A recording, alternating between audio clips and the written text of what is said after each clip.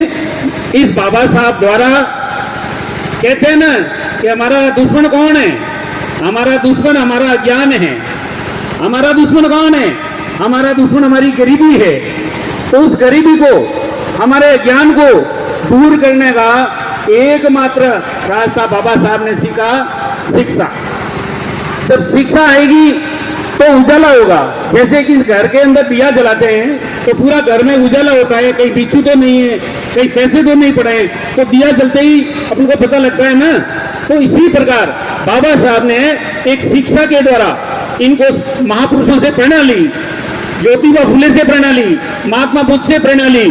सम्मानीय अपने पूरे संसार के जो महान वैज्ञानिक थे, महान जो आपके फिलोसोफर थे, दार्शनिक थे, उनसे शिक्षा लेकर के आपने एक विश्व को नई क्रांति दी।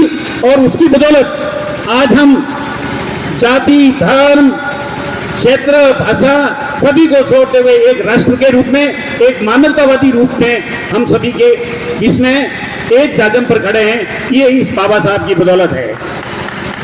मैं प्यारे बच्चों, आपका मेरे से एक ही निवेदन रहेगा कि शिक्षा एक ऐसी चीज है जिसको आपको इस समय अगर आप टाइम निकलिए नहीं तो पचे कमता माते तगारियों लेन फड़ना पड़ी। तो अने टाइम ने ओळखतो करतो आप पढ़ाई में विशेष ध्यान दो। और एक बाबा साहब की शिक्षा आज जयंती मनावरो उद्देश्य जदी पूरे वेला जदी बातों बाबा साहब ने हीकी कि भाई मन तो अने गरीबी ने हटावनी है तो पढ़ाई करो और आगे बढ़ो, वैज्ञानिक बनो, शिक्षक बनो, नेता बनो। जब तक आपके पास शिक्षा नहीं होगी तब तक आप मानव नहीं बन सकते, आगे उस शिक्षा पर नहीं पहुंच सकते।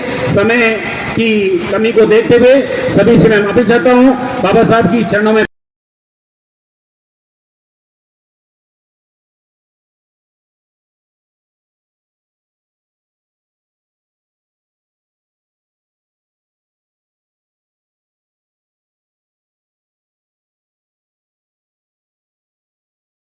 ग्रामवासियों को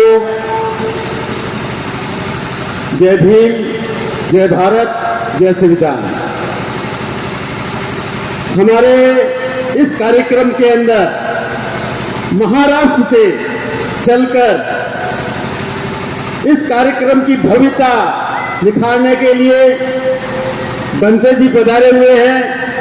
बंते जी को वंदामी बंते जी, बहुत बहुत शुक्रगुजार हैं हम विखुचा की धरती पर आपके पांव पड़े। प्यारे बच्चों, इस विखुचा के सभी प्रबुद्धजनों, आज हमारे लिए बहुत खुशी का पर्व है। मेरा तो एक ही पर्व है मेरे जीवन का, 14 अप्रैल। बहुत ही धूमधाम से मनाना। 14 अप्रैल का मतलब है बाबा साहब की विचारधारा को जन जन तक पहुंचाना।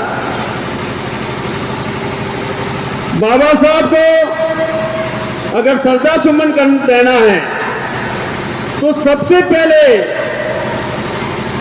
उनकी विचारधारा को जीवन के अंदर उतार